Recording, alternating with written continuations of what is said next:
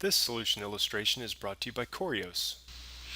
Businesses must continually adapt to changing consumer needs and economic climate. Financial institutions and credit card issuers are no exception. In order to remain profitable and survive, they must evolve their product offers while considering risk. Across client engagements, Corios has noticed that card issuers are always looking for ways to close the gap to build ever more repeatable and sound processes. Perhaps this is best illustrated with a recent client example. We call it the Sheila story. Sheila's team of card acquisition analysts would literally spend a week or more updating spreadsheet-driven models. Imagine, for example, if the Federal Reserve announced that they were planning to raise vice lower the overnight funds rate.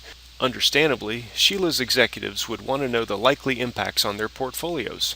Consequently, Sheila and her team of analysts would run around haphazardly adjusting models and fetching answers for their executives, sometimes taking literally weeks to get the answers.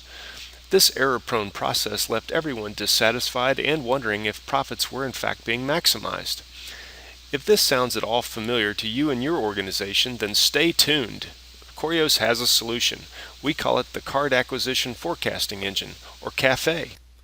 Simply put, CAFE is a process for predicting profits, and it saves valuable staff time and resources. With large and varied credit card offerings, it can sometimes be difficult to tell which offerings are likely to be profitable.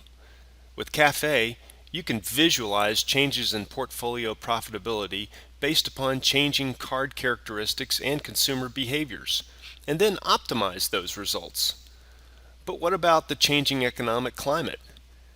CAFE has a process for quickly stressing card portfolios and recalculating profitability, so executives can make fast, data-driven profitability and risk decisions. Let's walk through the CAFE process now. Central to the CAFE process is the cash flow model, which takes three inputs, performance to date, forward curves and economic scenarios, and produces a wide range of measures to include cash flow, profitability, and other credit risk measures. These outputs are also used in our simulation and optimization engine, which takes changing product pricings and customer behaviors and optimizes profitability. Finally, we've bundled all this in a test and learn environment with some useful visualizations. Let's take a look at these now. First, let's take a look at performance to date, which, as we mentioned earlier, is one of the three inputs to the cash flow model. The chart on the left shows performance to date for 12 months. The chart is dynamic and allows analysts to examine behavior across many relevant dimensions, such as delinquencies, net payments, and net purchases. Furthermore, the chart is segmented by test cells like marketing channel, which might represent internet marketing or direct mail marketing, and universe, which may be thought of as a bundling of credit card products with similar characteristics. Next are the forward curves, which are overlaid on top of performance to date to produce a 60-month forecast for each cash flow metric. As with the previous visual, this chart is segmented to allow analysts to view forecasted behaviors according to relevant cash flow model metrics to include finance charges, late fees, and average charge-off balance. For each cash flow metric, we used a statistical process to develop a family of representative curves using 4 to 5 years of historical data. As part of the CAFE process, the business analyst subjectively selects one curve for each metric that best represents future performance. The selected curves become the inputs to the cash flow model, which we will see on the next tab. So now we're looking at the results of the analyst's curve selections. This panel of charts shows 60-month projections for the individual cash flow model input metrics such as closed versus activated accounts, delinquencies per activated, finance charges per active account, late fees, participation fees, annual fees, and etc. Imagine this visualization as a quality control step before running the cash flow model. As mentioned previously, credit issuers want to know how sensitive their profits and portfolios are given various economic stress scenarios, so we've added this in as a third input to the cash flow model. During this part of the CAFE process, we model the relationship between historic performance and economic factors. Then we use those models to project future performance subject to various economic scenarios. As a best practice, we recommend that card issuers insert a human dimension to visualize the relationships suggested by the mathematical models. Here's such a visualization called a correlation matrix, which allows analysts to visualize cash flow metrics compared to macroeconomic indicators. In this example, we focus on loan charge-off rate, but analysts will likely want to do this for each cash flow model metric under consideration. Darker blue cells are more highly correlated than lighter blue cells. And for our key test metric, charge-off rate, we observe a relatively high correlation with the civilian unemployment rate. Analysts can visualize this relationship further by adding another chart to this diagram,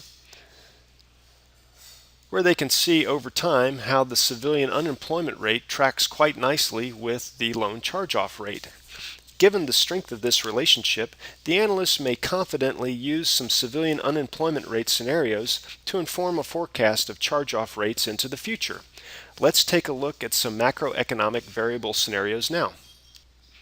As a final step before running the cash flow model, analysts have the opportunity to visualize the stress scenarios which will be used to forecast likely outcomes. There are several dozen macroeconomic variables to choose from. These are the same economic variables that we saw in the previous correlation matrix, but now we also have future Federal Reserve and commensurate third-party stress scenarios included. In keeping with our thought process, we select the civilian unemployment rate scenarios, which will inform our charge-off forecasts. In this chart, the light green line shows forecasted civilian unemployment rates under the Federal Reserve stress case scenario. Given the high correlation that we observed in the previous graphic, we would expect charge-off rates under the Federal Reserve stress case scenario to be significantly higher than the Federal Reserve base case, which is the blue line. At this point, we're done examining cash model inputs. This process that we've run through for charge-offs will be repeated for each of the metrics under consideration, such as delinquencies, purchases, payments, and account closures. The next set of charts shows the outputs, and we can see the impact that the Federal Reserve stress case has on charge-offs and profitability. As hypothesized, there is a sizable spike in charge-offs or loss under the Federal Reserve stress case scenario represented by the green line. These charge-offs also affect profits, represented in the upper middle chart. Now we'll take a look at CAFE's model simulation and optimization engine, which allows analysts to change card product designs and immediately see how those changes impact profitability. On the left, we see graphical displays of profitability such as net cash, net income, and return on assets. In the upper right, we have key product dimensions, which are adjustable with sliders, and on the bottom right, there are some consumer behavioral adjustments that control how customers perform with the product under consideration. Notice how the charts change in real time as the product key dimensions are adjusted as well. And there is a reference line maintained on the chart so that you can see what the original profitability scenario looks like. Let's modify now the card processing fees. I'm going to adjust them by about half of what they were originally. There's more going on than just the profitability charts changing. For example, when we lower the processing fees, the cost to book, which may also be thought of as marketing expense, tends to decrease. Conversely, the loss, delinquency, and closure rates all tend to increase as the processing fees decrease.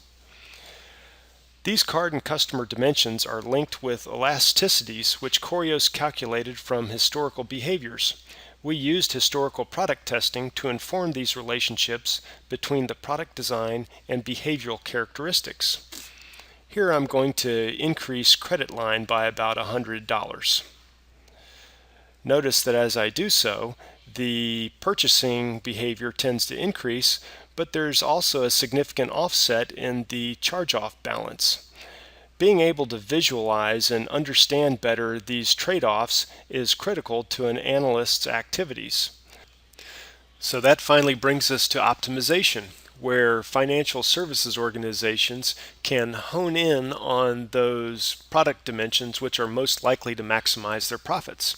From this same interface, the analyst is able to optimize by net income, return on assets, or net cash at either 12 or 24 months. The tool quickly calculates the profitability from hundreds of different scenarios created using an experimental design technique and sorts the results by the selective objective. Once run, the optimizer produces two outputs. First, we have a tabular view which contains the detailed scenario data from the optimization iterations. The table is sorted by our objective function, in this case net income at 24 months, and the table also displays the key product dimensions which when combined are most likely to produce higher net incomes at 24 months. These data are also output into an interactive visual interface which allows analysts to gain an even better understanding of profitability drivers and product interactions. This profile platform contains the regression model slopes with confidence intervals. The steepness and shape of the regression lines provide critical insights about each card product dimension. In our example, it looks like APR is not a significant driver of net income since the slope of the regression line is relatively flat. Notice how estimated net income on the far left increases or decreases ever so slightly as the analyst adjusts APR. Since credit limit and processing fees are much larger drivers of net income, when the analyst adjusts these sliders, net income at 24 months tends to change at a much higher rate. All very important information for executives and analysts when designing new credit card offers in an ever-changing marketplace. Corios' card acquisition forecasting engine is a process for predicting profits. Smart financial services companies, which implement the CAFE process, are getting a data-driven approach for evaluating risk and creating new credit card products. These businesses are converting unsatisfying, wasteful, error-prone, and reactionary methodologies into a proactive and repeatable process which maximizes portfolio profitability while prudently managing risk associated with the changing economic climate. Thank you for watching this solution illustration brought to you by Corios. We tell the story the numbers can't.